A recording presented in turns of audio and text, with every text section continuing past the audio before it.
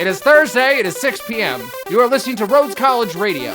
It is now time for Action, Banter, Funtime, Go! With your host, Jonathan Cashin. And Adam Tier.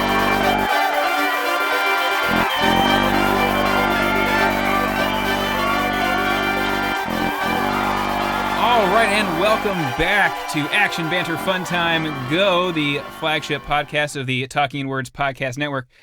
Quick update from the intro. We are no longer on Rhodes Radio, and it may or may not be Thursday at 6 p.m. It is definitely not Thursday at 6 p.m. As the intro said, I am Adam Tier, and my illustrious co-host, as usual, Mr. Jonathan Cashin. Yes. Welcome back, sir. Thank you. It's been 10 years? It's been 10 years. So at least. Yeah, just want to give a shout out to how kind of this all came about. So John and I have been keeping in touch over the last 10 years and hanging out and doing stuff. And I'm up here by the Seattle area visiting John.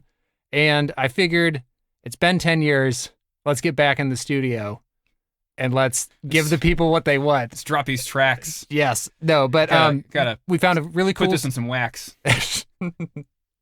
Yeah, that's how they do it these days still. Yeah, wax cylinders. That's the latest thing. But anyway, on the internet, I found a very cool recording studio, Rabbit Hole Recording Studios.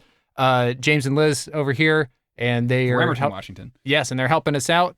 And we finally get to get back and do this stupid thing again. Yeah. And which hopefully mostly for us. And if you're listening, thank you for your time. Yes. Sorry for the next 90 or so minutes we're going to put you through. I don't want to apologize for anything. Oh, I'm going to apologize now up front. No, I'm going to stand by what I'm about to do. But, yeah, so just 10 years, there's a lot going on. So speaking of hanging out, one of those things you just kind of brush by, you're the best man at my wedding. Oh, okay. Which is a big, important milestone. I just lost my headphones. Yeah. Just keep rolling, though. I guess we'll just keep rolling. Oh, they're back. Hey. That's the real Action Banter Funtime Go experience. Yeah, you're getting the full. We're not shortchanging it at all. We're giving you exactly the way it was with all the new internets and technologies and whatnot. No, still failure. So as much as we have changed over the years, much of it remains the same in a lot of ways, which I think has been fun to discover. Yeah, it's like I don't know how. Do you find yourself to be fundamentally the same person? Because I've found myself to be way more, pessimistic. I'm an optimistic pessimist, I guess is what it is. Sure. I just I don't know. I would like to think that I am much the same, maybe improved. Well, definitely like life lessons like you learn what's going on. Sure. But it's also one of those things that if I were to confront myself from 10 years ago, maybe it would be upsetting. So I ended up getting married to Leslie that we know from school. Yes. She will not be listening to this podcast. She didn't before, and she will continue not doing so. Which is fine. But she said when we started dating again that we were the same, but more mature, I guess. A little bit more mature in the ways that matter. Not in the ways that involve not doing a 90-minute podcast and whatever falls into our brains. Like, that hasn't changed. That's still the same. Well, I will say this. So...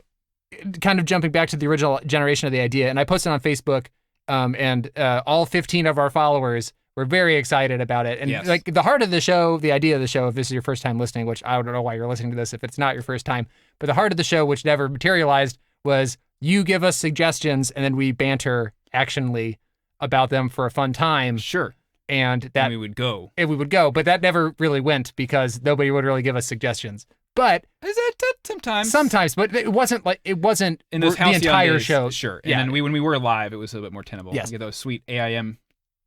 Yeah. RIP AIM. Remember Instant Messenger? That was a thing. But so I posted on there and I said, hey, let us know what you want to talk about. So there was one overwhelming topic that everybody wanted us to discuss, which we'll get into later. But thank you all for doing that. And I just wanted to give a shout out originally because on our final episode was a clip show and we thanked everybody who ever guest starred on it. And there's one person that I left off, and it has haunted me to this day after listening back to all these. John Jackson, you hosted a show with me when John was gone. I just want to give you a shout out because I didn't do it 10 years ago. But so we're going to get into all those topics that you guys suggested. I guess kind of what we've already discussed a little bit is a question that my mom actually suggested, which is 10 years ago, are we where we are now where we thought we would be, if that makes sense? Sure. So John kind of touched on it a little bit. I don't know. Like, we were more talking about who we are as people, but I guess. I don't know that I had a clear idea of what I wanted to do 10 years from graduation. I can't even remember back that long. Actually, we were talking about this earlier. I don't know if I made the decision to join the Navy by the time we had our last podcast together. By the end of the year, I'd already talked to the officer recruiter. I think originally my plan was to do my minimum service requirement and then transition to something else. But in that time, I've decided to just go all in. Yeah. And push for those 20 years of service and then potentially retire at that time. So I'm in it to win it now in the Navy. So you got that going for me. Nice. I don't know. Like, for me, I don't even remember where I thought I would be or what I really wanted to do. I was just kind of done with school and then just moved back and just bounced around from jobs. I guess we'll just get into this. So what has changed with us in 10 years? Adam grew a beard. I grew a sweet beard, which I didn't have the power to do in college. If you ever saw me running around, I tried. It didn't work. And then I just stopped shaving one day. My dad's like, you should try to grow a beard. And I did. And it's a little bit patchy, so I have to keep it at a certain length to hide the patchiness. Sure. So I was with you in college when we did a similar experiment of just not shaving, see what happened. Yeah. So that was bad. I am also patchy, but in a way that it precludes any kind of full growth. I can get a goatee. I don't want to say it's a good goatee. It's just it is present. It's there. I have some weird chops going on, and I have some nice line break between the goatee and the rest of my chops. And then the mustache situation is untenable. So when I was on a deployment, I tried to grow out a mustache. So for 6 months, all I did was try to grow a mustache. By the end of that deployment, by the end of 6 months, I had what looked like a ghost of a mustache, like a wisp of one? Well, it would. So I would have some hairs that were coming in blonde, which made it look even patchier than it already was. It was not good. But I had a few dark hairs too, so it mostly just looked like I was dirty, like I should clean my lip. But then also, I would have some hairs that would go straight out from my face, and then they were blonde though, so it wouldn't be until they would catch the light that someone would be like, "Dude, what is that thing? You gotta just get rid of it. You gotta groom that thing." Like, oh, okay. But something else that I didn't really know is my beard is bright red. As a child, I had bright red hair to the point where my mom's nickname for me still is Pumpkinhead because I looked like a pumpkin because it was ever bright red. Anyway, but after growing the beard out, I've been going to the same lady to do my hair since junior year of high school, Paula. Shout out to Paula. Anyway, but one day she's just like, yeah, your hair doesn't match your beard. We're dyeing your hair. So now I dye my hair to match my beard because it just looks weird if it isn't. Like, really, really weird. Everybody gives me so much crap for it, but I don't know. Paula hooks it up right. I've been with her this long. I trust her opinion. But so I grew out the beard, and then I don't know if you follow me on Facebook. I was in a band for a minute that was actually semi-popular. Yeah. We were on like Billboard's top 50 up-and-coming bands, and like we had to play in all the Starbucks. If you walked in, it might be in there. So quick aside about the Starbucks. So I was there at the first gig of that band. Yes, which shall remain nameless because I don't talk to those people anymore because of things, which we won't get into. So spoiler alert, I guess. It didn't work out. So No. so I got to their first gig. I went back to Anacortes, Washington, where I was living at the time. I walked into a Starbucks to buy some donuts for a command event. And wouldn't you know it, a song of that band was playing, and I was like, you can't see my face as now, but hopefully you can hear the shaking that I just did. I got all excited. I said, I know this band that did this song. It was like 6 a.m. The barista's like, cool, okay. Yeah, thanks, man. But similar situation, my buddy Danny, who didn't know that we were really recording, like he knew we had music, but he didn't know it was at Starbucks. So he was just in Washington, D.C., and literally, like, he flipped the table over by standing up, and, like, everything went everywhere, and he just, like, started running around the Starbucks because he was so excited of hearing the song. But, yeah, so that was a cool experience for the most part. Like, it's tough to break it in music. Like, it's, like, you can't do it really when you're young. It's, like, there's a reason, like, Hootie and the Blowfish didn't make it till they're, like, in their late 30s. It's a grind. And we even had opportunities, like, the Starbucks thing. Like, we kind of lucked into that because we wrote a letter to the guy, I can't remember, the head of Starbucks. We were just like, hey, Mr. Starbucks. He's like, this is our dream, blah, blah, blah. Like, we're both partners. I used to work at Starbucks, put my biology degree at use after college. But, and like other things, like we found an investor who was like really interested in working with us and like trying to get us on shows and stuff. But it just, I don't know, it just fell apart. You really have to get lucky, like really, really lucky. Yeah. So through that also, I got a cool nickname. One of the songs that we played had a weird off bass line, so it's like dun dun dun dun dun dun dun. In order to keep the rhythm, I kind of bobbled my head around. So she's doing in the studio. Yeah, right? Of course, because I always act everything out. But so they said, "Oh, you look like a rooster." So Rooster kind of stuck, and then my buddy Lemon really ran with it and started calling me Colonel Rooster because I went to college in the South. And then I officiated his wedding, so I was Reverend Colonel Rooster. But yeah, Colonel Rooster kind of, a handful of people still call me that, but it's kind of, I don't know, persona. And I got a taxidermed rooster off the internet with my tax return a couple years ago. Like you do. And his name is Cogburn. He's glorious, and he used to sit on top of my bass amp, but I haven't touched a bass in 2 years, so he just sits on my end table, and he's a good pet. Yes. So as I mentioned, after college, I went ahead and joined the Navy. I became a naval aviator. I'm a naval flight officer in the P-3 Orion aircraft, and then moved on from there. But as you may have heard from pop culture, aviators tend to get call signs. Really cool ones. But what they don't tell you in the movies is that all those call signs, if they sound cool, I can assure you they are not cool. Any call sign is an embarrassing story for somebody. Or a way to make fun of them, or it's just a pun on their name, like very dumb. My call sign is lunch money, which may or may not make sense if you've ever met me. So the primary driver of that is that I am tall, skinny, and I wear glasses, and I don't look like I could stand up for myself in a fight, and I cannot, in fact, do that. So I got the call sign Lunch Money right away, partly because my sponsor, when I showed up to the squadron, had recently bulked up real huge, and so he looked like he beat up me specifically for my lunch money. So that took about 2 weeks to happen, and I have had that name. And every time I introduce myself and I say my call sign, almost invariably the person goes like, nah. That makes sense. They like it a lot. So it makes everybody happy. So I don't mind. I think it's a fun call sign. It's not just like a movie somebody saw once. So you look vaguely like a character in a movie. Like, I hate that. I like the name I can make my own. I can forge my own narrative. It makes people happy when they hear it. So yeah, my professional name, if you want to think of it as a nom de guerre, you can. It makes it sound much cooler. My nom de guerre is Lunch Money. And so I got that going for me. And I think on to bigger and better things. So as I continue to get older and in leadership positions, it really wins the admiration and respect of my subordinates when they learn that my call sign is Lunch Money. I'm sensing sarcasm. There is some, but it's best to lean into that kind of thing because I'm not an imposing figure. And yes. I did get in a shouting match once with a peer of mine because I was trying to fight for my guys. You shouldn't get into a shouting match with somebody who's louder than you. And most people are. So it's better for me to hold on to a persona that's more fun and easy to talk to, as opposed to someone who's trying to put on the mantle of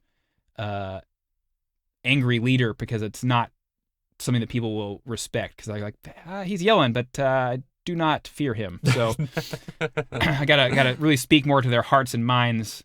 Or I use somebody else to yell for me. I have an anger translator. Yeah. So you are in the Navy, and I didn't see John for several years because he went to Japan. And so yeah, I went to Japan, and it was a amazing time in my life. I lived in Okinawa for 3 years. I visited other parts of Japan, visited all kinds of parts of the world. So yes, I did join the Navy. I did see the world. It has been a fantastic experience. See your recruiter today. No, non-paid. No, it's just, I guess I am paid though, by you, the listeners. Yes. But the one fact that, from everything that John told me about Japan, that really threw me off was they really like KFC. Yeah, so KFC is a big presence, not only in Japan, but also around the region. I actually lived behind a KFC. My apartment was literally behind a KFC. I don't know how to phrase it. There's an alleyway and then a KFC. So we would hear the KFC going all the time throughout the night. And then when Christmas time rolled around, Christmas time is very important for KFC in Japan. So all the Japanese KFCs have a statue of Colonel Sanders out front. And then at Christmas time, they put him in a Santa outfit. And Christmas Eve, I believe it was, you have to have a reservation in for your bucket of chicken. And they actually have a guy out there with light wands and a vest directing traffic around the KFC. we went in there, or actually Leslie went in there once to go grab Christmas KFC to see if she could get it. The people in there were like, oh, no. You need to have a slip of paper. We don't have any just to sell. Because it comes in a bucket. It's like a special Christmas bucket. It comes with like a little pie and different kinds of chicken and like all the things you need for a traditional Japanese Christmas meal, which is KFC at this point. That is their niche in the market, is they have created a traditional Japanese Christmas meal that only they provide. Yes. So one of the things, Action Banter Funtime Go hasn't been out of our lives. We haven't recorded in 10 years. No. But it's one of those things, if I'm ever going on a road trip or anything like that, I have the entire series, I guess you can call it, burned. So like I just pop that in and it's, I don't know, it makes me miss you, buddy. But it was also a lot of fun, and it was also something that, I don't know, we would really have to change it up if we did it today. Like the concepts, yes, but like the world has changed, sir. The world has changed, but back to our earlier point, how have we changed? So obviously we were part of the world. And yeah, there are some things, some jokes that I made, because I'm not an edgy comic or anything. Yeah, no. But there are definitely jokes that I made where it's like, Yeah. Even at the time, I should have known better. That's the other thing. I don't want to say like the world has changed. It's more of like, no, wasn't like that was a secret. Like we should have just been better people. But we were young and dumb. And yeah, in college and trying to get a laugh. But yeah. But also everybody, like I was thinking about like 10 years ago, what has happened in 10 years? Everybody has the internet in their pocket. The rectangle of knowledge that we all carry with us is literally the world at our fingertips. And we're walking around with like flip phones and iPods. Who still has iPods? I do, but it was a BlackBerry. Like I could get internet on my phone, but it was like sad. Yeah, it was like it's all text too. It was like very simple at the time. If you had the first generation iPhone, you were living in like 2070. It was a whole different world. I remember thinking it was stupid. Pretty much everything that Apple comes out with besides the iPod, I think is stupid. And then it takes over the world, and I'm kind of mad about it. Yeah. Which is why I don't have an iPhone. I have an Android, which my wife does not understand. She is very confused by it. I'm like, I like it better. She just looks at me funny and then walks away. Yeah. So I don't know. I had a point, and then you jumped in, and then I lost my point. Oh, just like old times. The world changing and us changing. I don't know. But but because podcasting wasn't a thing. That's a lie. It was not nearly as what it is now. No, but I mean, obviously the name podcasting comes from the prevalence of iPods. Yes, that you could download and listen to on the go. Yeah, but now we're in a world where everybody's a creator. It's like on YouTube or like and Twitch and all that stuff. Yes, and like if we kept with it, like we would have been on the ground floor of that. We probably wouldn't have gone anywhere. We could have gotten up to 500 listeners. Maybe. I don't know. Do you remember that one time we got 10 and we played Celebration by Kool the Gang? I do remember that. Yeah. Because it was a big deal. It was. It happened twice, I think. I don't know. And we would tell ourselves that maybe people were listening on broadcast. Oh, they weren't. I know. But that was the beauty of broadcast, is that you just can assume you have a huge number of people listening because you have no way of knowing. Yes. On streaming, you know exactly how many people are listening at any one time. Yeah. So for this one, we're going to upload to YouTube, I believe. Did we decide that? I think that's probably the best way for distribution, which means we can't have musical breaks, which is a change to the format of the show because we don't own any of the rights to anything we're going to be playing. Later on, we do have an outro song by a band that I know. We'll get into that later, but they have graciously allowed us to use their music for there. But we'll get to that eventually. So we can no longer use the musical breaks to frantically figure out the rest of the show. Yes, which we did. We actually did a lot of planning for this because it has been 10 years, rather than just like, oh, let's sit down 20 minutes before the show and like eat some hamburgers and everything from the Rat, get some ice cream and just scribble on a napkin what we're going to do, which is pretty much what happened every week. And on the off chance you're listening to this and don't know what the Rat is, because I'm pretty sure all of the listeners are former students at Rhodes College. But if you are not, the Rat is the refectory, is the chow hall, is the cafeteria of Rhodes College. I know that one of my coworkers is really excited to listen to this, even though he has not listened to anything that we've done before. Was that one of those things where it's like, oh yeah, man, I'm really excited for you? And no, he he's tapped like, on the shoulder and walked away. No, he was. When I was leaving, he's like, I'm really looking forward to it. Like it was, yeah, kind of. All awesome. right. Anyway, but so yeah, listening to the old episodes and stuff, it's a lot of fun. So we kind of wanted to get back into that, and I think the way we started every show, we obviously can't start this show after 10 years, just jumping into the way things where we have to kind of set it up and talk about where we've been and what we've done. So anyway, we're going to get back into the way we used to start it. Today in history. Huzzah! Because we don't do. I don't know that. I always, even though that's not history music, always played in my head whenever we did that bit. Anyway, okay. So today, don't turn away and laugh. So, this is going swimmingly. The today in history. So we go through events we pretty much just type in the date and do it in Wikipedia, and then we filter out the stuff so you don't have to look through it all, and we let you know what's important. And today is August 2nd. Shout out to my parents, happy anniversary. And we're going to start in 2016. The Carthaginian army led by Hannibal defeats a numerically superior Roman army at the Battle of Cannae. Man, good job, Hannibal. Yeah, man, on those elephants and stuff. Sure. I believe that was recreated in Rome Total War. Yes. Very important War video elephants, game. very important. Moving on to our next event, we have a line item here for the signing of the Declaration of Independence for the United States. This is based on, I was reading the article, there was some dispute as to whether the original declaration that was written on July 4th, whether or not it was signed that day or if it took longer to sign it. So the August 2nd date is provided by some sources as the end date, the last official signatory signed it by August 2nd. So big deal for history trivia nerds, really. No one else cares. Yes. Also, in 1790, the first government U.S. census is conducted. Very important for distributing monies and plans and knowing stuff. Yeah, can you imagine trying to do a census in 1790? Yeah, we don't even have maps walking yet. Around on horses like, do you live here? All right, cool. Sure. Whatever you say. And thank goodness for the census, because now we can use Ancestry.com. Yeah, I guess that's an upside. I like it. I don't know. I've never done it. Oh, it's cool. You should. Quick plug for Ancestry.com. I know. Well, at one point we did. My brother was really into heraldry, so for 2 weeks. So we traced us back to we're either the Mick or the Mac tiers. We can't really figure it out. Like from the Isle of Man-ish area. Oh, interesting. Okay, so that's where I was gonna say, because tiers are very strange. I wouldn't have assumed it was it's British at all. Yes, and there's not very many of us out there. There's some actress whose last name is Tier. Her. And there's a dude with my exact name that I found on Facebook when it first came out, like everybody did. Yes, there is one other Jonathan A. Cashon in the world. He is a freelance video games journalist from Birmingham, Alabama. He's a little bit older than me, though, so I don't like feeling like I'm the doppelganger. He's the doppelganger. He's the one that shouldn't be around. We're going to have to fight it out on a rooftop someday. Moving on to our next item, Tower Subway, the world's first underground 2 railway, opens in London, England, in the United Kingdom. Yeah. Have you had any experience on the subways, John?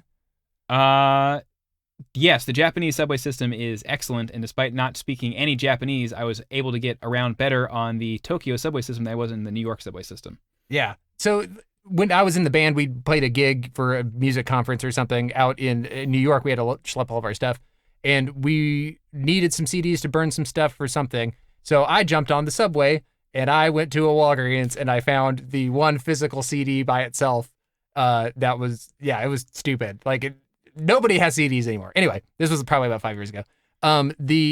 So I got back onto the subway. I was trying to get back on the subway, and I was walking down the stairs, and a flaming subway car, just flames billowing off the top of this thing, just guns by, and the entire terminal fills with smoke, and everybody's just rushing out. It's it's some from Die Hard 3, like when the crashes and everybody's just running out. Was it the Midnight Meat Train? It was odd. It could have been the lizard people. It might have been. I don't know. But I ran to the next station to try to get to it before the flaming subway car shut that one down too. And luckily I had to go a little bit further down the way, but I found an operating station that wasn't filled with smoke and shrieking people. And I made it back, and we burned our CD. So there we go. Speaking of transportation, the Clay Street Hill Railroad begins operating the first cable car ever in San Francisco's famous cable car system, and that was in 1873, which is after the underground subway, which is surprising. Yes, and I started thinking about, though, to be fair, San Francisco is pretty out there on the edge of the world compared to London, England. So, yeah. I mean, their resources are a little bit more limited. But it was 1873, so it's doing pretty good for itself. Yeah. I've ridden on a cable car in San Francisco on a trip in high school that I hated, but I am a frequent visitor of Disney California Adventure and Disneyland themselves.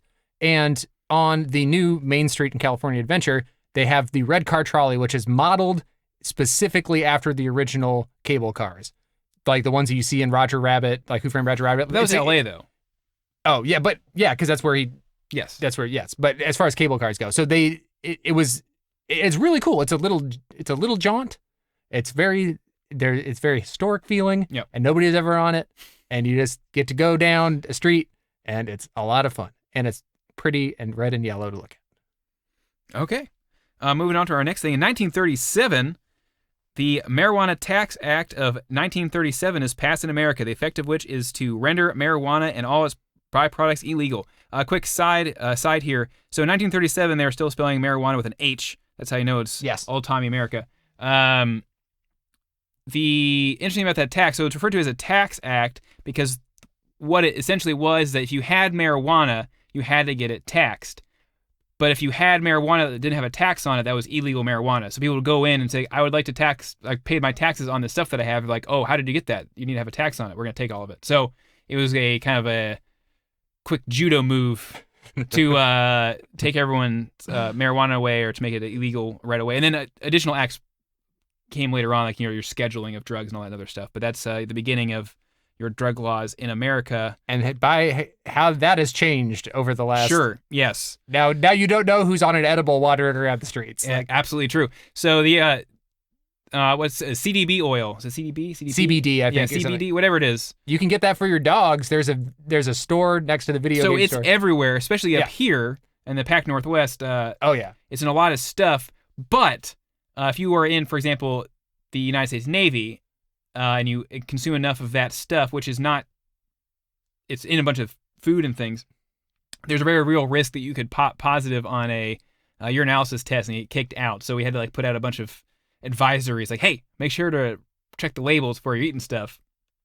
And yeah, so we have to be considerate about that when you have naval personnel running around somewhere where you have recreational marijuana and other things. I don't know why, but everybody's stoned nowadays, and you know what I think about marijuana. He's not a fan.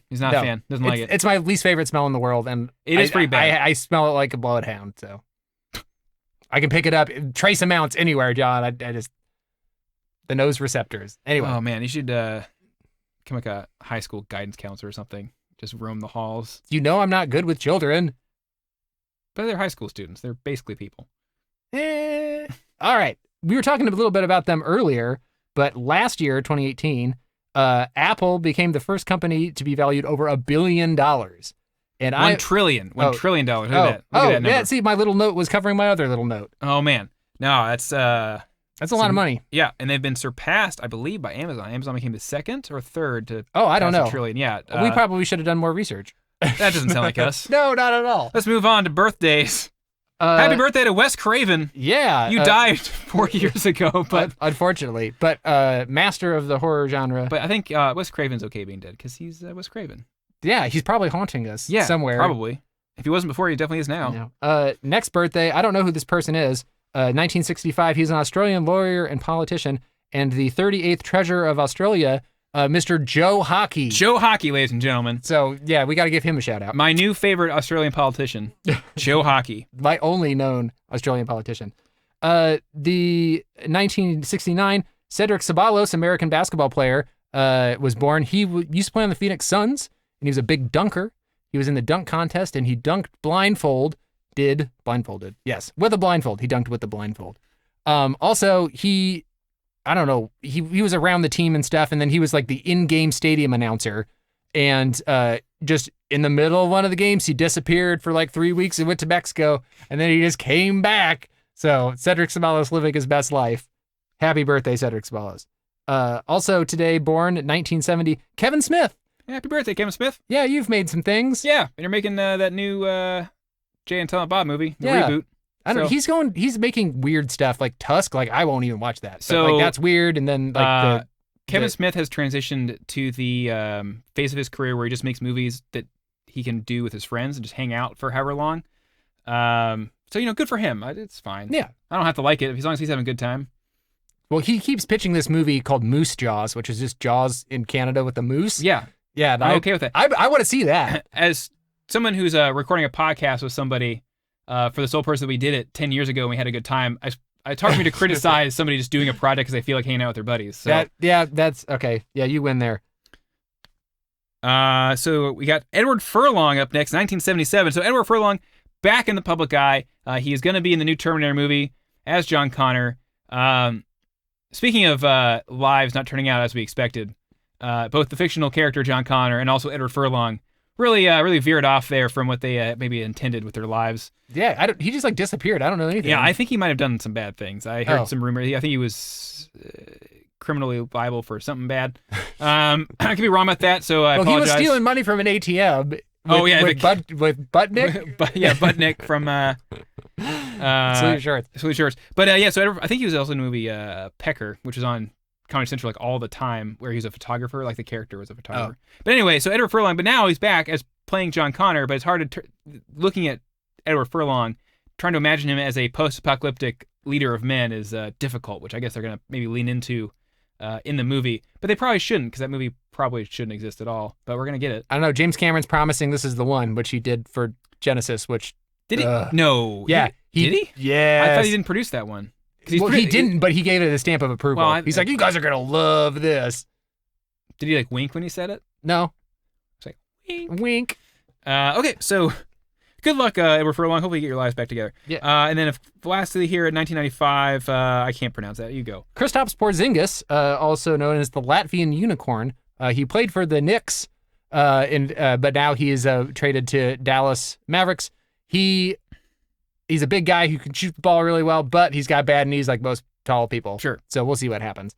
I feel like the Mavericks need to always have all the European players, a tall Euro baller. Yeah. Well, they just got Luka Doncic as well. Sure. From somewhere.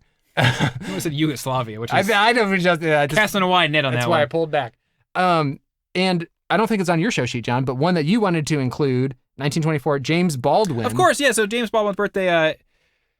He, American writer, he wrote the book If Beale Street Could Talk. That movie came out recently. I enjoyed it, but he's also just a big writer within the American consciousness. I think you definitely check out his work. I discovered him in college. I actually have not read any of his novels because I am a complete poser, but I did read an article or a discussion that he was a part of. We read a transcript of it, and even back then, just the little pieces of that transcript, oh man, this guy's really insightful and really interesting. So happy birthday, James Baldwin.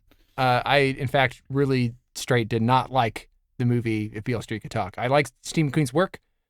Was it Steve McQueen? I don't know. It was the guy who did Moonlight, so I liked that movie, so I gave this one a chance. Just nothing happens. It's just people spinning in the sun for 5 minutes at a time. There's a place for spinning in the sun, Adam. But it's just I don't want to see it 10 times, man.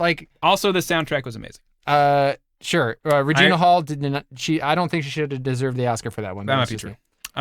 So from birthdays to death days, we're moving on now. We got a quick slate of deaths here.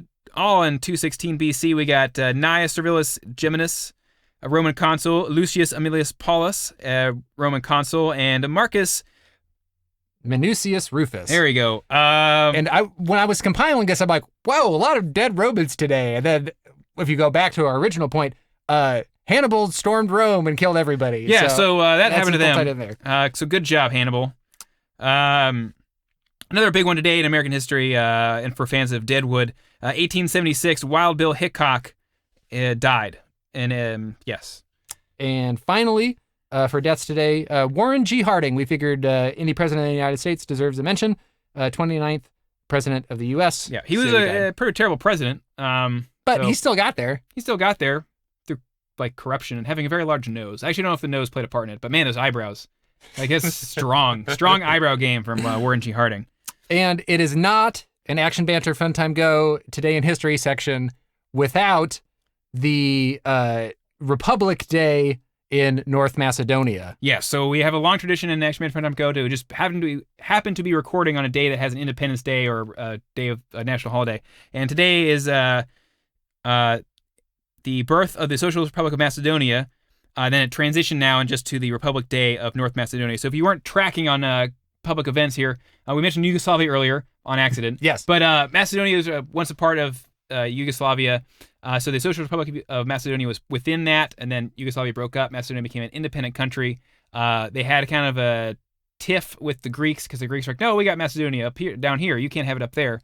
So then the Macedonians had a vote, and they agreed to rename their country North Macedonia just to kind of be cool with the Greeks. And now here we are. So happy birthday, Macedonia.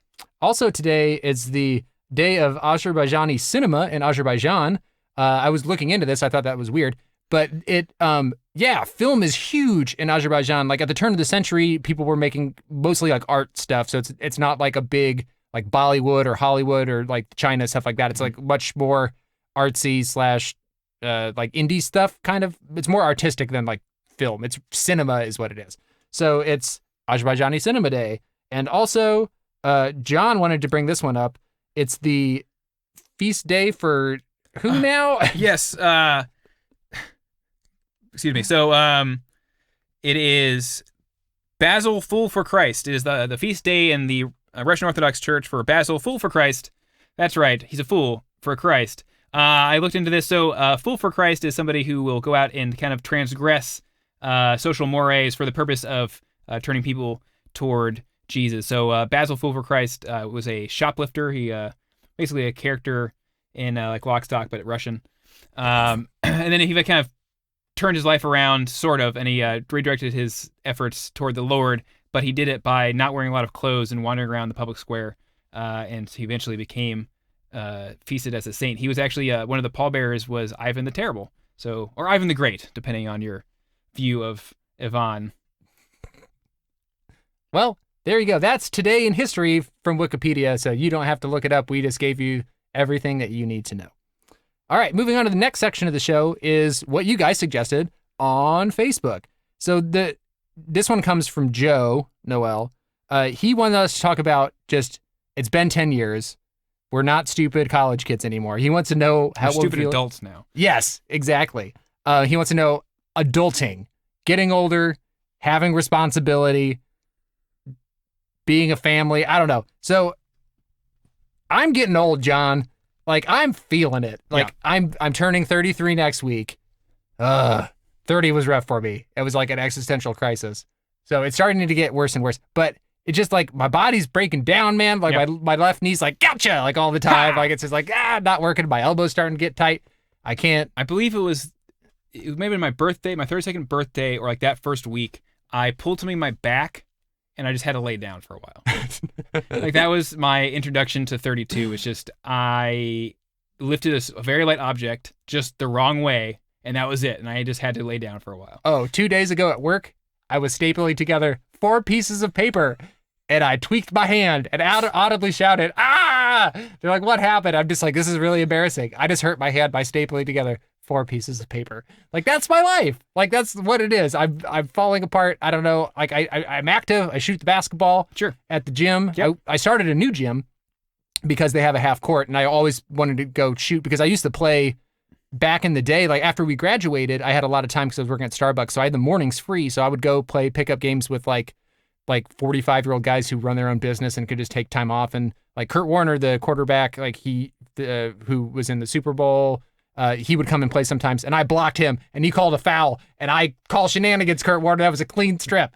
But good. Anyway, I hope you did foul him because no, Kurt's a nice guy. He's really competitive. Boo Kurt Warner forever. I know for you, but so I'm going to shoot hoops again, and there's a mantra, I guess, among people who play basketball. Once a shooter, always a shooter. Like, if you could shoot the ball, maybe you might need to 10 warm-up shots, but it'll come back. Apparently, I was never a shooter because I was embarrassing myself. Like, the first time, I was so disheartened. The first time I was shooting around, like, my first shot was 5 feet to the left. It didn't hit backboard. It didn't hit rim. It just went into the corner. It's just like, I'm staying here because I don't want you to throw it at me. But it's just, oh, man, it was, I've gotten better to the point where I was at Dave & Buster's. I've been putting in time getting my shot down. I'm shooting mid-range, not 3-pointers. Everybody else is just jacking up threes. No, mid-range is where you go, man. Get a solid game and then take it back from there. But I was at Dave and Buster's shooting like the little basketball thing, and my buddy I was with, Otis, Otis was just like, man, you could shoot basketball. And that like made me feel so good because I was just so failure prior. We played basketball a few times at my last command for like a command PT day, a physical training day. I am not good at basketball, but I have pretty good hustle. So I can usually keep up with where the ball is, so I can kind of pretend like I am a good defense guy. So I can just like be annoying. That's really all I have. And again, this is a small command with most people that weren't very good, so I could also pretend like I was keeping up with people. Like, aha, yes, I'm good at basketball. I'm not, actually. It's just everyone around me. Like, the one guy who's really good at basketball was also, like, 5'6" and stocky, so, like, I could keep up with that guy. But I did enjoy running back and forth on the court, but primarily the way I work out is doing things that I don't have to compete with people. So I can do the rowing machine and just keep to myself. I can run on the treadmill, keep to myself. I don't go to the weight space because it's full of huge dudes. And I was like, you know what? Like, you mess with my set, man! Like, I don't want to be up there. I'll go lift some like 10-pound weights in my room. Thanks. Because the gym I used to go to was like there max 10 people in it, and now it's like a mega gym. Sure. So yeah, it's just a bunch of dudes like with pretty much no top on. Yeah. Just like lumbering around, grunting. We got some big dudes on our boat, but they also skip leg day, so they got tiny little toothpick legs that they run around on. It's the triangle. Yeah, it's triangle. Yeah. Classic triangle. But so I'm getting older. I'm feeling older, and with the beard, I was. My mom and dad were going through photos or something, and my mom showed me this photo of my dad after the birth of my older brother, and I thought it was me in the photo the first time I looked at it. It was like, it was the trippiest thing. Like, it's at the right angle, and like I showed a couple people, and they were like, "Whoa!" So I'm becoming my dad, who I think is one of the greatest human beings ever. I love my father. He's a great guy. He's got a huge heart, and I love you, Pops, and I'm glad I'm becoming you. I don't know if I'm becoming my dad. My gut is. So I've always looked like my dad a lot, especially because we have the same kind of facial hair pattern growth, I guess. But he has curly hair. But I saw pictures of my dad when he was young because I was cleaning out my mom's attic recently. Like, she had a photo album, and he had abs and stuff. Like, he was a runner. He was like fit. I was never fit, but we weren't in college. Now mostly he wears Hawaiian shirts that like maybe may or not be buttons, and so you kind of just see his belly poking out like that. That I'm gonna get to. Like, he has skinny little legs. He's a keg on stilts is how he describes himself, and so I'm sure I will get there eventually. But for right now, especially when I'm on the ship and I'm trapped, doing a lot of working out, trying to stay fit. It's like the prison regiment. You got nothing else to do. Right. So I don't know if you've ever seen the Black Mirror. I don't know if you like Black Mirror. So I watched 2 episodes and gave up. It was like the 1 million credits or something. So there's a dystopian world. So the people are on bicycles to do stuff to keep people thin, right? But then in this dystopian world, they also sell you a bunch of like candy that'll make you fat eventually, and you'll be too fat for the bicycle. That's how I feel on the aircraft carrier, because they have a bunch of time to work out and like you're doing physical stuff, right? But then also you go down to eat food, and there's always dessert available and always ice cream. And like, my goal at this point is just to eat 1 dessert a day. Like, that's what I'm, and that's a win. Like, usually it's like I got ice cream and cookies, and like, no, today only cookies. And I'm like, good job, me. Good job. Anything else about getting older, turning older? Plans for a family? I know that I don't want kids. That's something that's different 10 years from now. Leslie and I are definitely planning on kids. I would like arbitrarily 3. Obviously, we'll talk about it when we have at least 1. We'll revisit this topic. I like the idea of 3 because I feel like 3 is a good, speaking of the triangle, the classic triangle, they can support each other. One can be an artist and the family can still survive. I think that's just really important to have moving forward. I was an only child, so I don't have anything to compare it to. I have my parents' families, which were 4 and 5 kids respectively, so I don't want that many.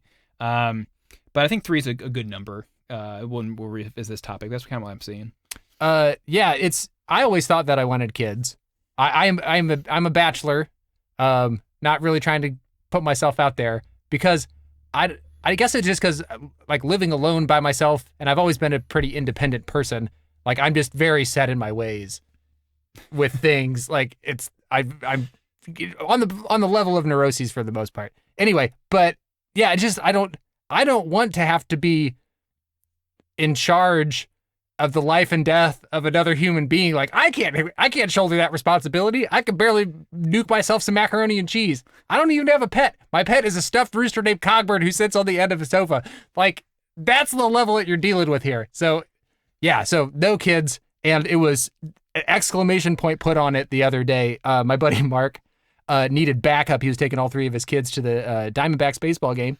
And we were up on the 3rd level. And the 2 older children, they kind of bicker and argue a lot. So Mark was going to take them one at a time to go get food so they can go do their food choices. And I was left with an 18-month-old who all he wanted to do was just wander around and try to kill himself.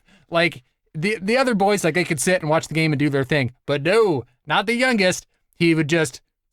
It's very steep up there. Very, very steep. So if he's just, like, wandering around and stomping, and if he stomped backwards, oh, he was done. He was falling down like a foul ball. Hopefully somebody would catch him on the lower level. But no, I was terrified. So anytime he moved, I was trying to corral and wrangle him. And then I would try to pick him up and put him on in his chair, and then he would just ragdoll it and slide off. I'd put him on my knee, ragdoll, slide off, flop around, and eventually he just like flopped onto the ground. I'm like, I don't know what else to do. He's not dead. So Mark comes back, grabs the other kid. 40 minutes of me having to supervise this child. It was the most stressful 40 minutes of my life. And eventually, like the last 5 minutes, I got him bouncing on the knee and he was chill. And Mark came back up and I told him, I was like, dude, so stressful. And he's just like, well, the best you could do is hopefully they don't kill themselves. And he's like, if he wants to flop around on the ground, cool. Like, I guess that's parenthood? I don't know. But I got myself a beer as a treat and a 99-cent hot dog. Well, boom. At least they made a baseball game interesting. Yeah. We do have a family from a church that we're friends with, and they have 6 boys, which is impressive. I wouldn't mind it so much if they were those 6. I don't know how they raised them that way, but they're good. They all want to take care of the younger ones. I'm not having 6 kids. Yeah, three is plenty. So about huge families, they just moved out, but the people who were renting the house next to my parents, they are a very traditional Jewish family, and they had I think 10 kids. Wow. Like the wife was always pregnant, so there's always 1,000 kids running around and whatnot. But they did have a tortoise who kind of constantly wandered around and sometimes got into the street. And the tortoise's name? Moses. Which I think is a very suitable tortoise name. Moses. You have to say it that way when it's a tortoise. Moses. Anyway, so there you go, Joe. That's adulting. It's rough. You know. He knows. He knows. He's got a kid of his own. He sure does. Hopefully fatherhood is very rewarding for you. I know it's rewarding for some people, not for me. Based on the social media feed, he seems happy. He does. All right, next topic was suggested by Danny Parrott, and her comment was gold. Yes.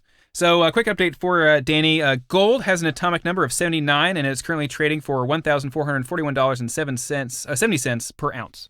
Yep. So there you go. Hot topic. Also, diversify your bonds. Don't forget that. And then the next topic was pretty much universally suggested by everybody, which is the meat of the show, and we're just going to get straight into it.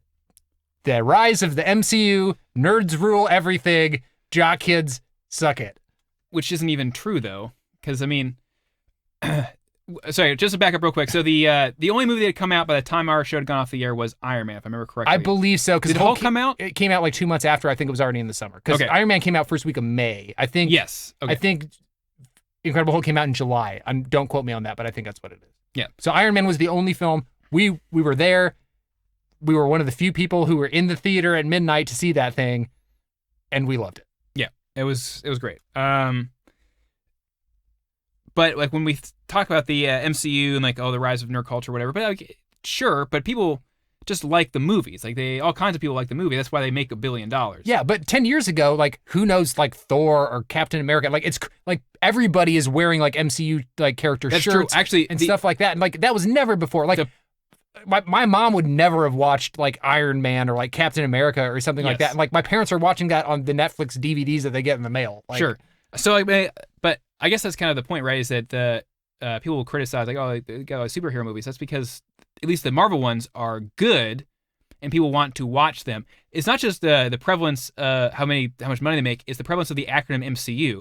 Like people that I would not associate with comic book stuff and reading stuff online are slinging that acronym around. Like, how did you find out about it? I've been reading nerd websites since I could read. Yeah.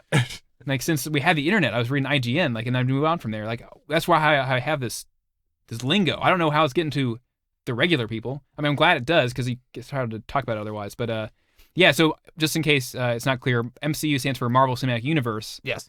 Primarily because it it's linking all those movies together, but also if you're a huge comic nerd, it separates the cinematic universe from the different universes of the comics. That they did prior, yeah, because just real quick, Fox has the rights, or had the rights before Disney bought them, which Disney's buying everything. Sure. But they had the rights to X-Men and Fantastic Four, and then Sony had Spider-Man, which they kind of gave back to Marvel, but not really. Well, and that's a good point, because we talked about like who would even know about Iron Man. Well, almost nobody, because Marvel had already sold the rights to the things people cared about. Yeah.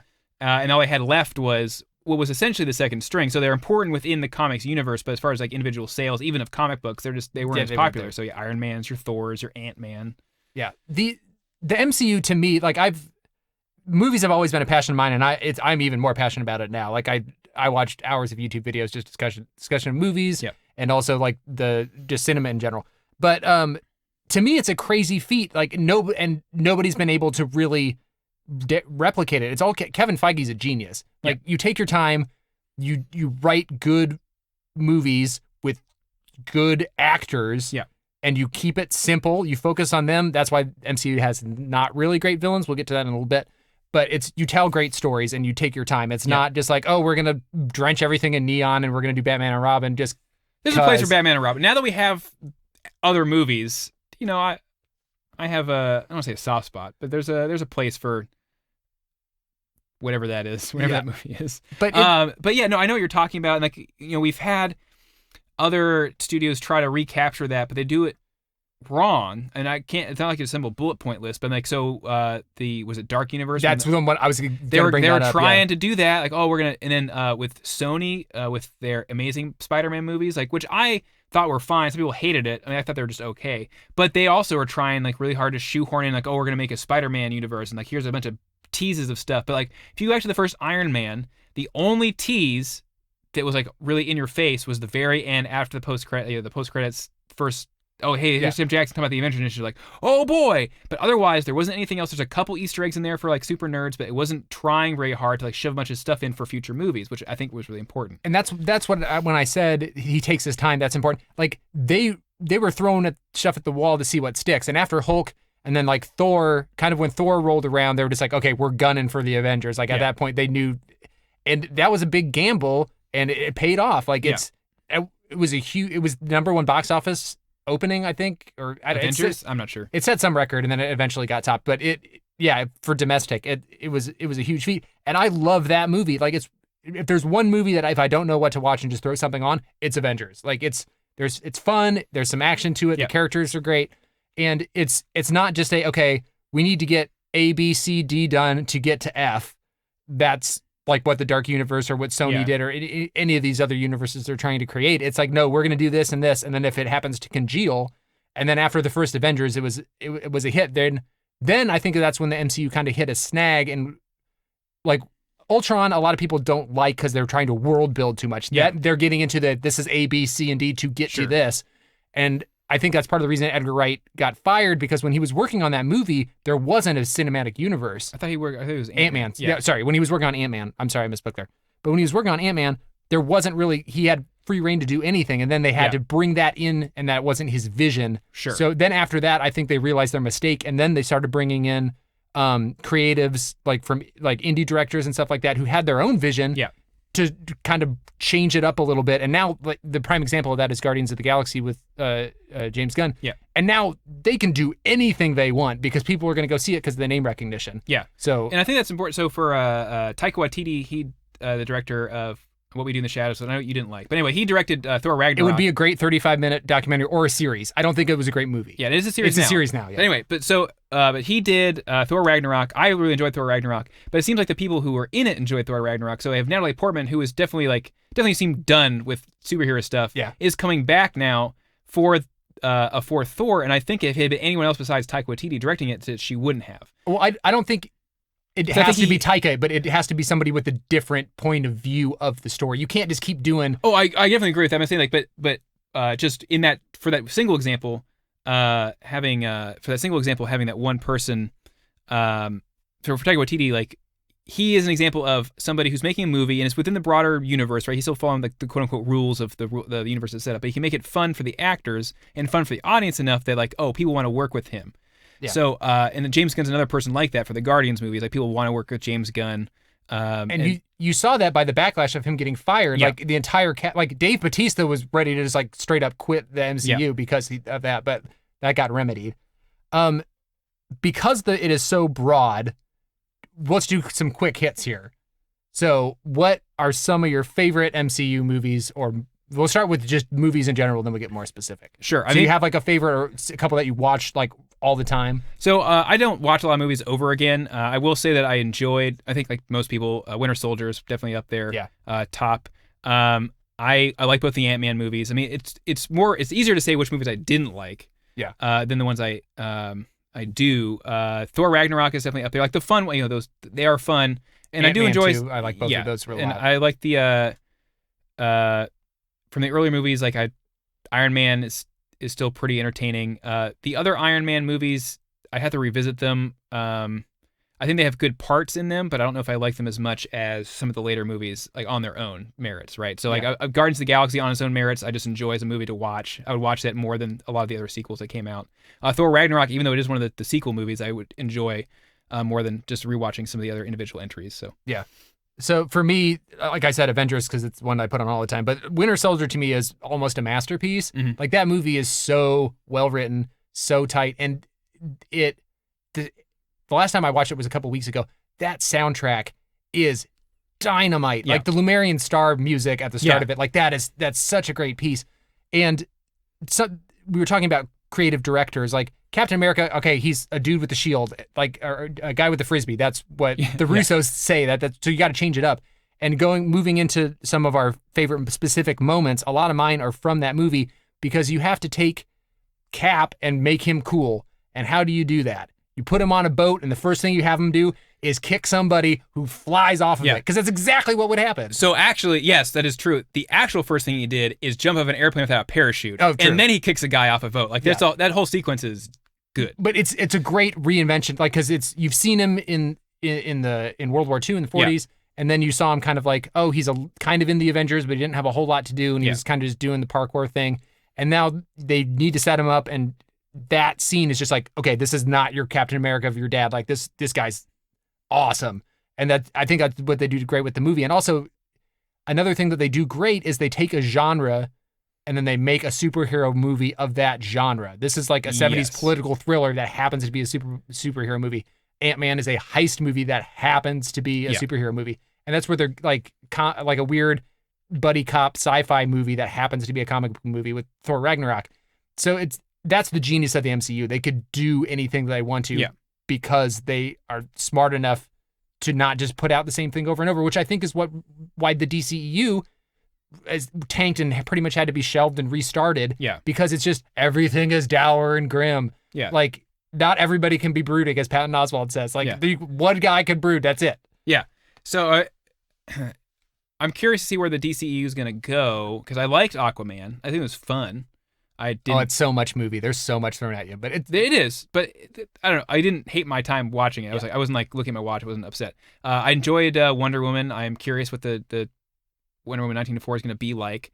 And I really enjoyed Shazam. I thought that was another fun one. I don't know if they're going to I assume. Oh no, they are going to reboot Batman. They're going to have what's his face from Twilight, Pattinson, which I'm okay with because they want to do a detective movie. So back to your point, I think they're actually going to find something like let's make a detective movie with Batman. Like good, we haven't actually really seen that. He doesn't do a lot of detective work in his movies. And Batman is really not it because I just rewatched Batman Returns last week. Yeah, like Batman's barely in that thing. Like that's a Penguin movie. Yeah, like it's they have this character, but they really don't know what to do with it. It seems like Nolan had a vision and made that movie. Yeah. Which I will jump ahead on our show sheet, John, and I will bring this up because Joe wanted us to talk about Batman as well. So I was adamantly against Heath Ledger's win for the Oscar for his performance as the Joker. Mm-hmm. I'm still against the win. I don't think he should have deserved it because I think the only reason he got it was because he died.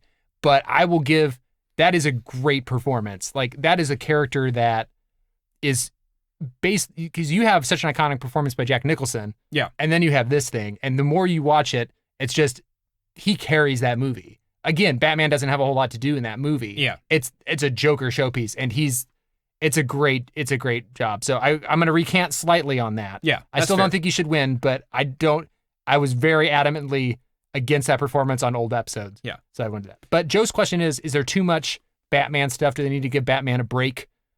I think they're going in the right direction, but taking it's called Detective Comics. Right. Like, give him a detective story. Yeah.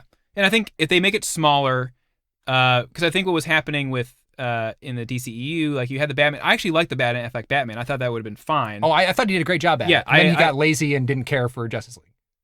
Yeah, and and if he didn't have his other personal problems, like maybe they would have had a movie with him in it. But I don't know if they were going to do a detective movie or not, because he was definitely an older, grizzled, I'm here to punch people Batman. And then when they recast it to Pattinson, now he's going to be young, like he was like our age, I guess, but like younger than Ben Affleck, doing that role. And I think that'll be a good. It can be good. I'm not like against it out of hand, but I think with the DCU, like they were spending so much time like doing big movies, right? Which is also a financial risk because it's very, very expensive. But I know why they're doing that, because traditionally those superhero movies are very high budget, and I'm sure that the Batman movie is going to have a fair budget. Yeah. But they don't need to have like a super special effects, like he's jumping through lightning and punching a guy in slow motion. Like not if their story is a detective story. You can do that without as many special effects and still be good for that character, because that character works like in the dark, in the rain. Like you don't have to have a bunch of extra special effects there, which is good. The other thing with the DCEU is as they transition to lighter fare, I like that they maybe break off Batman, because like Batman works in the comics because comics are weird, right? But in a wider universe, he gets a little strange, right? You have all these people that are actual superpowered, like they punch through walls, and you have a dude. Yeah. And his tone doesn't fit the tone that remains with the remaining characters. Yeah. So I don't know what they're going to do. Like I think they can maybe recast Superman or bring back I think Cavill did a great job. He just never had anything to do, like or a good story. Like my favorite Superman moment was that scene from the beginning of Justice League, the beginning, like before the credits, where it was like the kids asking Superman, like, what's your favorite thing about the Earth? And he kind of like looks up wistfully and smiles. And I know people are like distracted because of like the floaty, the baby mouth, the mustache thing. But the actual like that moment was more Superman than the whole previous Man of Steel and Batman v Superman. Like he was actually like a character that seemed hopeful, that seemed like, oh, I would root for that guy. And then there's that scene later in Justice League where he saves the whole apartment block. Yeah. And that was really fun. Like that was good. So I wouldn't mind seeing him again. I know he's like he's either done or renegotiating his contract or whatever. I would not mind seeing him again if they're going to make more movies with Superman in it. Yeah. But even that tonally, like the tone they found finally for Superman in Justice League, I think they could keep that with the ones they have left. But with Batman, I don't know what they're going to do. And then you have that weird Joker movie that's coming out. Speaking of Jokers. That's what... So what they're doing is the entire head of the DCE or whatever got replaced. So now they're just doing one-offs. Jeff Johns, isn't it now? No, he was, and now he's not, and now it's some other guy. I don't know. It's a mess. But so they're just focusing on individual stories with no real tie-ins. Like that's kind of what they're doing, and it's starting to work. Like they have 3 under their belts. Shazam wasn't a huge success, but it was moderately budgeted. Yeah. So that worked. Like you can. The thing is, you don't have to throw $200 million at every movie. Yeah. Like. Something that kills me is you have Dark Phoenix and you know this movie isn't working. Don't spend another $100 million doing reshoots to make a movie that there's no way you're going to get out of a $300 million hole in a movie. It's the same thing that happened with Justice League. You can't do it. So if you moderately budget it, you do it like $60, $70 million, and you only get a worldwide gross of like $200 million, you're still making money. Yeah. Like it, and well, you can take bigger chances too for smaller budgets. Yes, and that's the Robert Rodriguez school of filmmaking. So the reason he can keep getting movies made, even though he made a bunch of weird stuff like Machete and Machete 2, he is very good with budget. Like so, Quentin Tarantino has a vision, right? He just does it whatever it costs, right? And then Rodriguez is very much like he enjoys the challenge of having whatever his budget is and getting it, whatever weird stuff he has to do to make that budget. So that's why he can get stuff like Alita, which he didn't really have like.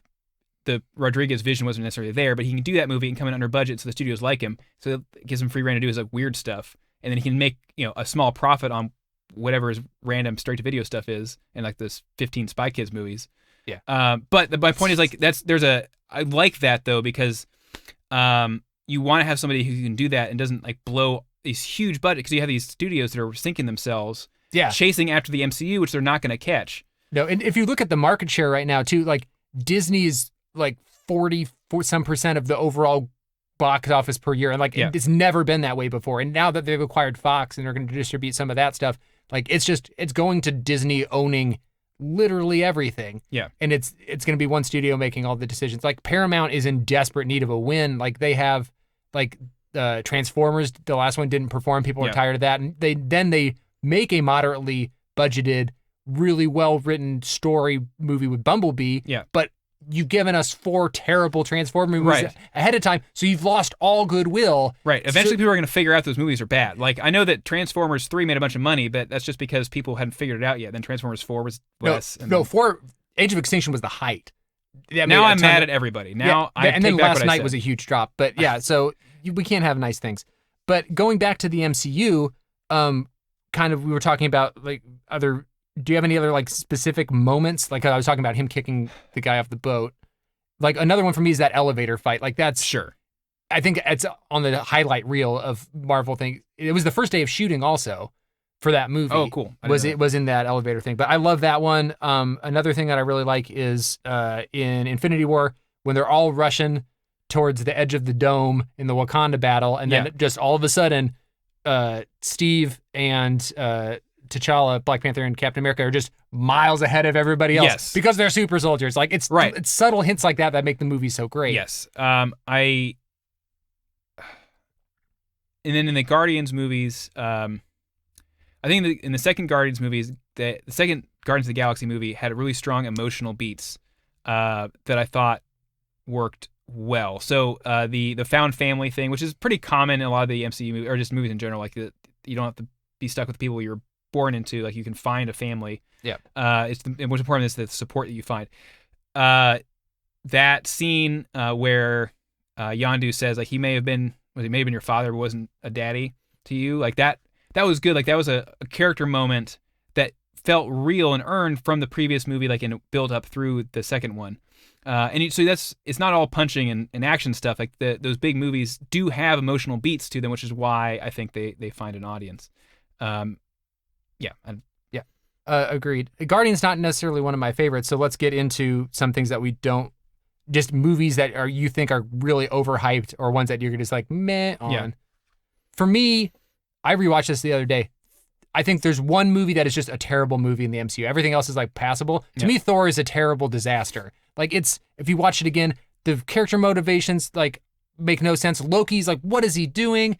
And it takes place over 3 days. The entire movie takes place over 3 days. Yeah. Which you don't go to Earth, fall in love with somebody, and then like the entire, I rule Asgard, now I can't rule Asgard, blah, blah. It's like, no, that movie needs to take place over a 6-month time period to make sense. You don't get exiled and then come back and everything's fine in 3 days. Like, no, it's dumb. It's so dumb. And it's so stentorian because it's a Kenneth Branagh movie. I think that's where the character, I think, is wrong for that character. And especially because like we can see it, he's a goofy dude from space with a hammer. Like you get like, and he was drawn and created by people on acid in the 70s. So I got why I was actually excited for Kenneth Branagh being the director on it, because it is a very Shakespearean, so the Thor of the comics talks in a very heightened way that the movies don't bother with, which is fine. And then that world is very like, it's very Shakespearean, that there's like these kings and power dynamics and that's so I was okay with him doing the movie. But yeah, no, I agree that the movie that I haven't seen in a long time, I didn't mind it, but yeah, it is very kind of strange as it put together. So like people tend to not like Thor: The Dark World. Speaking of things, I haven't seen Thor: The Dark World since it came out, but I do remember things from that movie that I liked. So for example, speaking of moments, there's a moment in that movie where Thor throws his hammer and it goes out into space, and Mjolnir goes out into space, and then it turns around, it comes back in the other way, and you can see it like leaving the trail through the atmosphere and stuff, and that's really cool, right? You have a cool moment there. There's a moment where he's on the subway, and there's that woman who like fakes a jostle so she can touch him, and he kind of smiles about it. Like that's a good character moment, and there's stuff in that movie that feed into Thor Ragnarok, which I think is the better, more entertaining movie. But even though that movie was very silly, it could draw on the emotional work that was done in Thor: The Dark World with the death of his mother, which then gets called back in Infinity War or Endgame.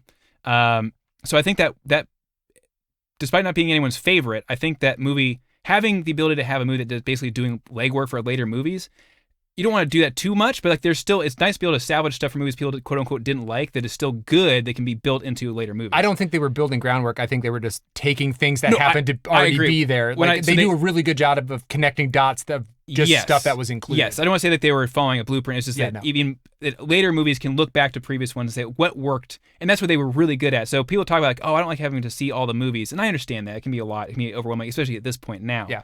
But I think what was interesting about it is they are as much as slaves to continuity as people think they are. They'll drop stuff that no one cares about. Like, because people, if you're not watching all the movies and like watching YouTube videos, like, oh, what about this continuity problem? Like, you don't really notice. Like, they're pretty good about doing stuff that if they'll drop it if no one cares about it, and then whatever they leave behind, like, oh, they're so good at connecting the dots. But really, they just connect the dots that actually have an emotional impact. They can drop stuff that doesn't work out and move on. So, speaking of moving on, do we want to talk about anything else for the MCU, or do we all move on to... Well, specifically, somebody, I can't remember who exactly it was, mentioned something about Phase 4. I think it was John Jackson. So any of the... Because they just released the new slate of movies that are coming out. Is there any one that particularly sticks out that you're interested in? I am interested in Thor 4. I'm curious to see how that'll look. Especially, so with James Gunn getting temporarily fired, and then he got hired to do... The Suicide Squad 2. Suicide Squad. The Suicide, whatever. Which I think we fine, because we already said that we like him, and I think he'd be fine with that project. So, like, the Thor was kind of set up on a track to go hang out with the Guardians of the Galaxy, and now that movie, if it happens, will be coming out later. Yeah. Which is fine. But now I am curious to see what Thor 4 will be, because I like Taika Waititi. I like what he did with Ragnarok. I'm curious to see what he'll do with Natalie Portman, who... Not to be unfair to Natalie Portman, was generally identified as a weakness in the previous movies. For whatever, either she wasn't given enough to do, or they just didn't like her character. So I know that she can act, and I'm curious to see like what can Taika do with her, and I'm curious to see what that relationship is going to be, because she was basically missing for a lot of Thor movies. Like, she wasn't in the Avengers, she's not in all this stuff. So I'm curious, like, are they going to deal with that at all? And I think he will, because I think Taika can do that kind of relationship stuff, and not just like reset and like, oh, they're together again. I don't think they're going to be. I think they might find like a kind of mutual respect or something. I'm curious to see how that goes. That is one that sticks out to me. The one to me that I really liked this movie, and a lot of people didn't, but Doctor Strange, I'm really excited to see where that one goes, because there's an endless universe of possibilities. And we saw that together right before you got married, actually. Yeah, we did. And to me, that blew my mind. Just like I had never seen anything like that, besides maybe like the in Inception with the visuals of it falling over onto itself. It's kind of like that, but I think it was based in like mandala style, like everything spinning that way. Yes. So I really like that. So I'm interested in that. And also the Disney Plus show, I really want to see the Hawkeye run. Hopefully it is Matt Fraction. Just give me the Matt Fraction. They're not going to hire Matt Fraction to do a TV show. I want them to do his run. Oh, sure. Like, I want it to be... Well, it can't be exactly, because like the character's in a different place. Like, a lot of the stuff in the Matt Fraction run that works, not to get too comic nerdy, is that they were drawing on his comics history and like his comics relationships and stuff, which don't exist in the MCU. He's married and has a family in the MCU. But you could... I don't know. For some reason, he has to be in protecting an apartment building. Like, give me that. Like, I'm down to that. I have to assume they're going to set it during the gap, the 5-year gap, when he's like running around murking dudes. I know they're going to be referencing that. Okay, because I'm not sure if they're going to make. So in the comics, there's another Hawkeye, Kate Bishop, who's just basically a protege of his. Yes, and she has her own adventures. I don't know if they're gonna. Originally, it was called Hawkeye and Kate Bishop, I think was the title of the show. But I don't know if they're going to actually have Kate Bishop, or if they're going to just make her his daughter. Like, yeah, well, because they were setting up his daughter as. But they said specifically Kate Bishop is going to be a character, and his daughter's not named Kate. Exactly. So I don't know. I would like to see Kate Bishop on TV. I'm excited. What I think they're doing, because like they have his daughter in Ant-Man, and then they have I've only seen Captain America twice, but Maria Rambeau's daughter, like she's older now. So I think they're setting up a Young Avengers. Oh, cool. I think it hasn't been announced or anything, but you're getting all these secondary characters coming up to possibly and again, replace. It's a thing that they did that's smart. They're not like banking it's going to happen. There's like, we're just going to lay some groundwork. We might use it. I don't know. We might not. Yeah, exactly. Yeah.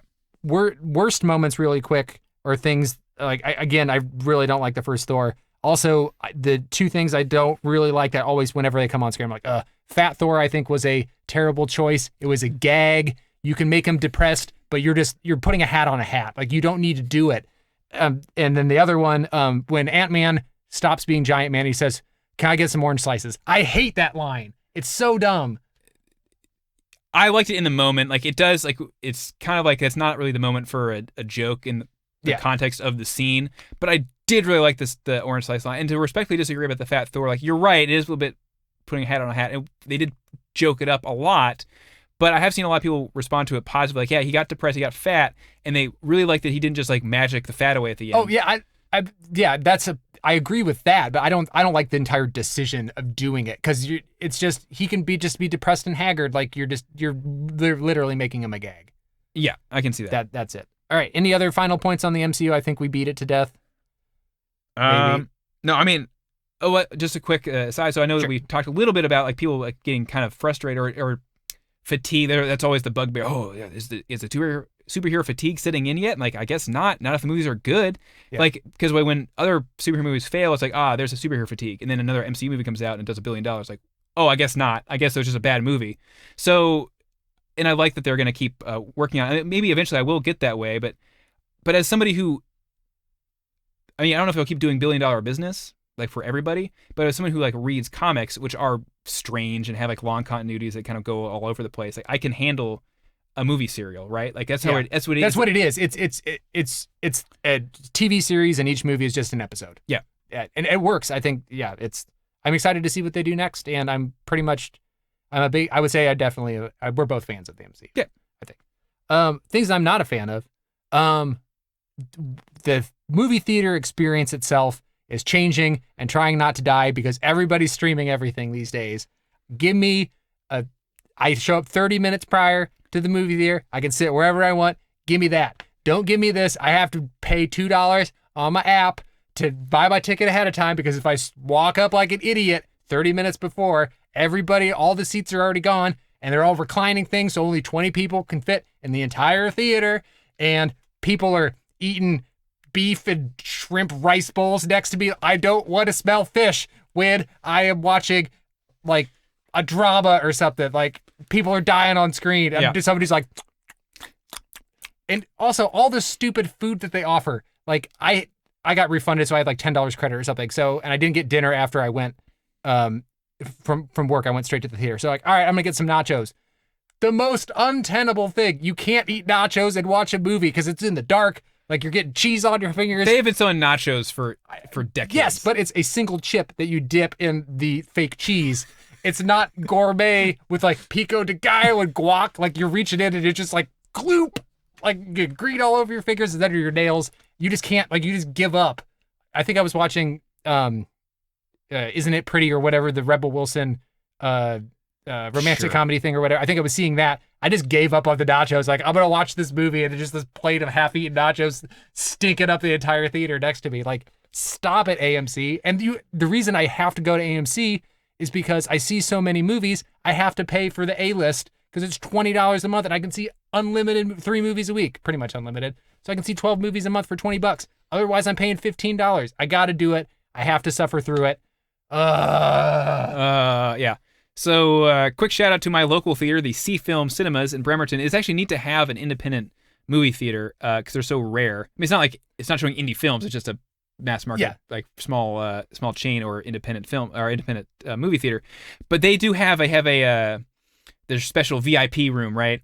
And it has the same thing you're talking about. But what's funny is that it's only active during the night. So sometimes, like, I went in the middle of the afternoon and still got the VIP room, and it's just like this small little theater with a bunch of like reclining chairs. Like, well, I guess I'll recline and watch Once a Time in Hollywood. Yeah. So, but yeah, I agree. Generally speaking, the other thing with the comfy chairs is that they're too comfy. I don't want to fall asleep in this movie. Yeah, just give me bare bones, man. Yeah. And we're good. And so there was a story that they were talking about on the internet, and it's really creepy. I think it's in Sweden. They're test marketing this in one of their theaters, and it's only like half of it. Yeah. But they have full beds. Yeah, I heard about that. It's and like, why? Yeah, like, all right, they say they change the sheets out after every showing. They don't. Also, people are getting busy on those things. Like, I don't like teenagers. Like, you go to the movies, like, kiss and blah blah. Now they have a full bed under. Like, no, this is just bad idea. And also, maybe it's different in Sweden. Maybe they're. I don't know. And you can show up a half hour early and get unlimited food. So like now you're like laying in your crumbs and you have like guacamole again with the guacamole all over your face. I don't know. Yeah. So maybe it's mostly for the elderly. So when I was at the in Japan, I went to go see Mad Max Fury Road. because I'd already seen it once, but I wanted to see it again. With Japanese subtitles or dubbed? No, it was in English with Japanese subtitles. Okay. But before the film, like they had like the little advisory things, like, oh, don't smoke, and that's all in Japanese. But one of it was very clearly, do not fall asleep in the theater. And the illustration was an old man like falling asleep with like a little like bubble coming out of his nose and he's snoring, and everyone's like, oh. Sure enough, by the end of Mad Max Fury Road, which is not a quiet movie, there was an old man asleep, snoring in the middle of the theater. It's a real epidemic over there. They put it up for a reason. They know what's going on. So, if he had his like own little nap corner in the corner, like, well, I don't know why you'd pay to go nap. Like, I can watch movies in a bed at home on Netflix. When I go to the theater, I want to go to the theater to watch a movie. Yes. And big also, screen. So if you're paying money to do that, don't pull out your cell phone. Like, or have your kids sitting with an iPad. Yeah. Like, if you're paying money, like, go keep the theater going experience alive because it is dying. Yeah. So, like, cinephiles, go out and do it. Ugh. All right. So, I'm so done after that. So I just real quick about the cinema experience. There's a certain magic that we don't get too often. It's like a kind of a aside. Going to a movie, you don't want to know what it is. Like, normally we know what it is, like you have a trailer or something. Yeah. And I've enjoyed every now and then trying to find a movie that I don't know anything about and just going to see it and just letting it happen to my face and to see what it's going to feel like. I did that with Sunshine. Actually, I did that with Curse of the Golden Flower, like back when it came out. And then they had the wrong reel set in there, and they accidentally played part of Sunshine. I was like, oh, that seems like a fun movie. So I went to go see that, not knowing what it was. Great movie, by the way. Yeah. And then recently on Netflix, which is not the cinema experience we typically do, but what Netflix does have is a lot of those mid-budget movies or small-budget movies that we kind of miss, that are kind of disappearing from movie theaters because they have such a slim margin. We have no idea if Netflix is making money or not because they don't tell us. Yeah. But it is fun to watch a movie not knowing what it is. Now, that it's not always good, and that's just a risk you take, right? But there is kind of a magic there of like, well, this is called this. Like, I watched a movie that was called Orbital 9. I didn't know till I started watching it that it was actually in Spanish with English subtitles. Like, oh, that was a surprise. And so that can be fun. Yeah. So, yeah, I don't know. That's pretty much everything that you guys wanted us to discuss for the most part, all the suggestions. Something that I wanted to bring up was we had several hours of recordings of what we did. So kind of like retouching topics that we kind of guessed about the future. There was one thing that we were really high on called Wynter Dark. And it's like a post-apocalyptic world where the world freezes and there's like polar bear soldiers. And the only reason we liked it is because it had a concept art piece that had a polar bear. An attack polar bear. Yeah, attack polar bear. Following up on that, 10 years later, it's still nothing. They released 2 issues of a comic series that got canceled back at the start of 2018. So that is what happened with Wynter Dark. I just wanted to touch that. And then another thing that we talked about is Space Marines and like going into space. Yeah. And now we're gonna have a space force and we're gonna colonize the moon. Yeah, that's happening. That's all happening. I don't know what it's gonna look like. It's interesting. Most of the space force will probably just be like the missile program, which is boring. But we will have moon men. Yeah, that's important. I'm really excited for. I want us to be landing on the moon soon, if possible. But if it has to be delayed, I want to have a child that has the ability to form memories, so they can watch it happen. Like, I always wanted to see a moon landing. I mean, I don't need to have a kid. I'll be excited for myself. But just like that what I assume they had back in the 60s when we landed on the moon, like everyone's gathered around the television or the, I don't know, streaming Twitch. I guess they'll stream it on Twitch. It's gonna be implanted into our brains. Sure. Just the landing on the moon and walking on the moon. I think that's really cool. I've enjoyed watching like the probes and stuff land, but there's something special about a person disembarking on another sphere, another heavenly body. Do you have anything else on space? Nope. All right. If you had listened to Action Banter Funtime Go, a recurring topic that John, it was his crusade, really, was vat meat. Vat meat is a thing now. Yeah, it's coming. Vat meat and other meat substitutes. Like, obviously, vat meat is the crown jewel of the meat substitute, because it's not a substitute, right? It's just meat. It's just grown in a vat. Explain to the people who have no idea what we're talking about real quick. Well, so it's meat grown in a vat, as advertised. So you're basically using yeast cultures that are planted with like certain proteins and then grow meat in a canister so that you are not slaughtering cows. So it's meant to be kind of sustainable or cruelty-free meat, I think is what they're going for. It's very expensive. It was 10 years ago. It's still pretty expensive now, but it is starting to make its way into the market. Yeah, there's restaurants that deal specifically with only vat-grown meat. Yeah. But from the articles that I was reading following up to it, it's not 100% cruelty-free at this point, because in order to start the cultures and whatnot, you have to have like animal blood sera. Sure. So you're still having to kill animals in order to make this stuff, but we're on the right path. Yeah. So it's starting to be present in the market, as opposed to just something that somebody invented with no viability of profitability and or widespread use. And I just really like the idea of that, because as people worldwide start to consume more meat and become more like the United States in the consumption of meat that's not sustainable, so the globe has an insatiable nugget lust that can really only be satisfied with vat meat. You can grow meat. So I brought this up that I was really excited about vat meat because it came up in a conversation with some friends, and the friend of ours from church I mentioned before has the 6 children. Like one of the ways that they kind of provide for their families, they actually went in on half a cow. They bought half a cow and all the organs, and they actually grind meat, and they eat food, and they know where it comes from. That's actually the more sustainable way to do things. But I explained how excited I was for vat meat. He's like, well, why don't we just kind of look at how we're consuming meat as a culture and just try to eat less? Yeah, like, that's not what I want at all. I want meat grown in meat grown in a vat. And I really took the wind out of my sails about how excited I was, like, for like the new future. It's like, no, we can just be conscious of our consumption. Like, that's boring. I want to grow meat in a vat and eat it. I want to turn it into a nugget and eat, because you don't need high quality meat for a burger or a hot dog or a hot dog, stuff like that. Like, that's where you're kind of able to put it. There's always going to be a place for a high quality steak or something, but to make our other meat products, Hamburger Helper, all that stuff, you can have this vat meat, and I think that's going to be the future, because obviously we're not able to reduce consumption. That's clearly off the table. Yeah. Well, when we do this again 10 years, we'll revisit vat meat, and we'll see what happens. I totally just mind farted. Okay, so sure. Great, good job. So I did. I don't want to spend too much time on it. I know that we are. We talked a lot about Watchmen on our previous episodes, and I don't want to get into it a lot. But there is a new series coming out on HBO, and I'm curious about it, partly because it takes place in Tulsa, where my blushing bride is from. And I told her, like, I don't think it's filmed in Tulsa, and she watched the trailer, and she's like, no, I know it's not. I can tell, but I am curious to see how that turns out. That was something we wasted episodes and episodes talking about. And I wanted to waste a little more time on it, just for old time's sake. Yeah. I don't know anything about it. I'm gonna go in blind and see what's up. Yeah, I do enjoy watching HBO flail around trying to find a replacement for Game of Thrones.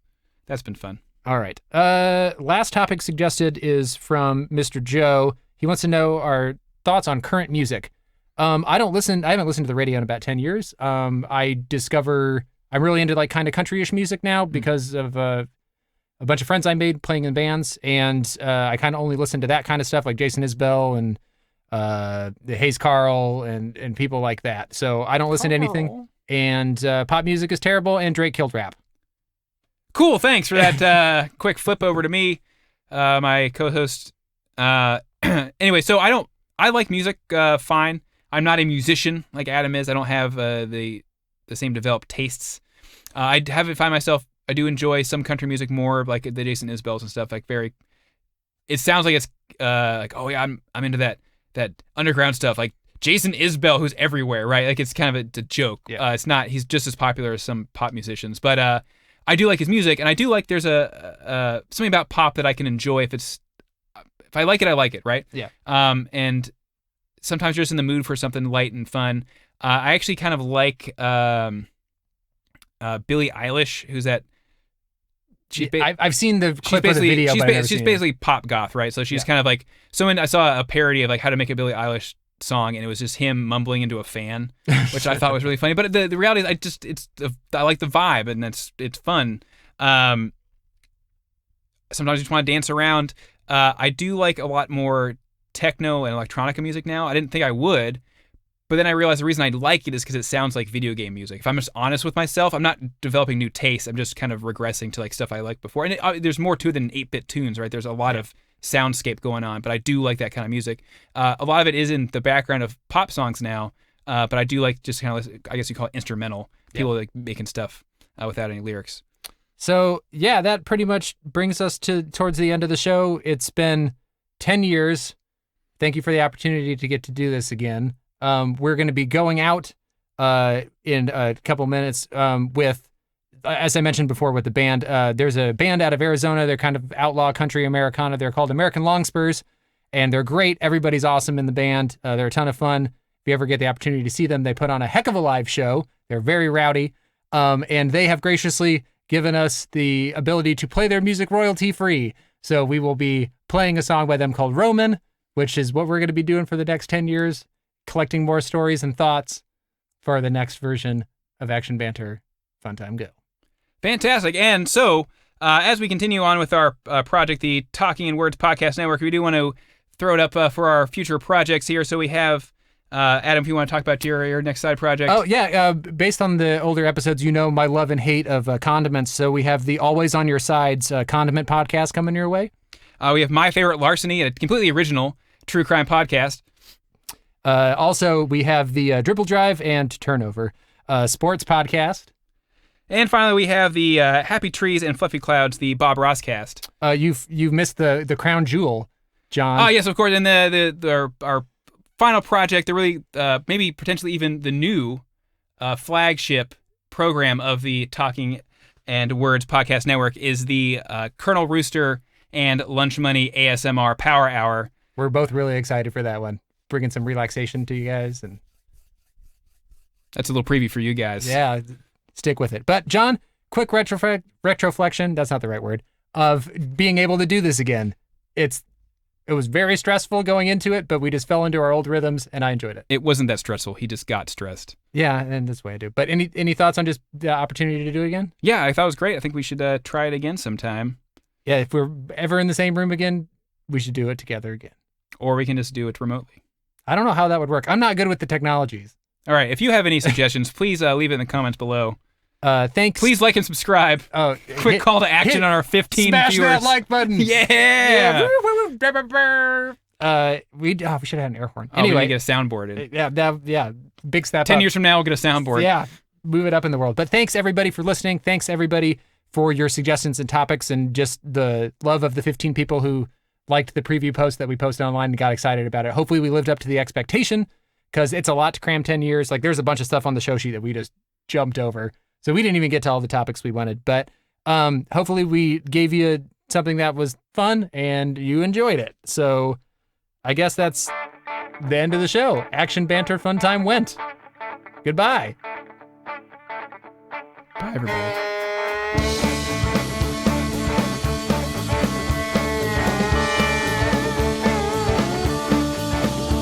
Well, it's 2:30 and the night ain't through. I'm gonna get myself a beer.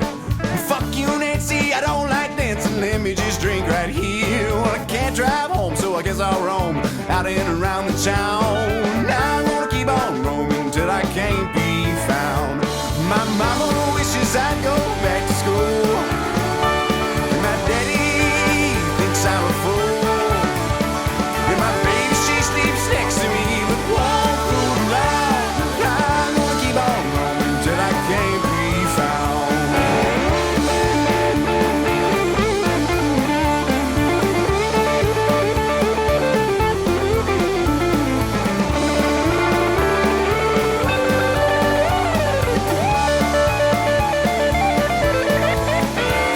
I've been gigging at dives since I learned to play guitar. I want to pass the blue ribbon at each and every bar. The folks that don't like me don't understand my sound. I'm gonna keep on roaming till I can't be found. My mama wishes I'd go back to school. And my daddy thinks I'm a fool. My baby, she sleeps next to me but won't fool around. I'm gonna keep on roaming till I can't be found.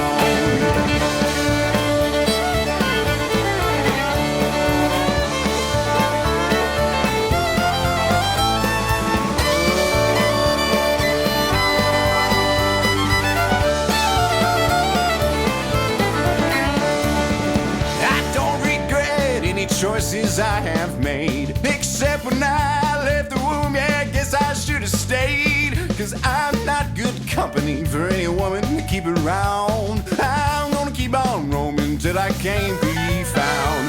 My mama wishes I'd go back to school, and my daddy thinks I'm a fool. My baby, she sleeps next to me, but won't fool around. I'm gonna keep on roaming till I can't be found. I'm gonna keep on roaming till I can't be found. I'm gonna keep on roaming till I can't be found.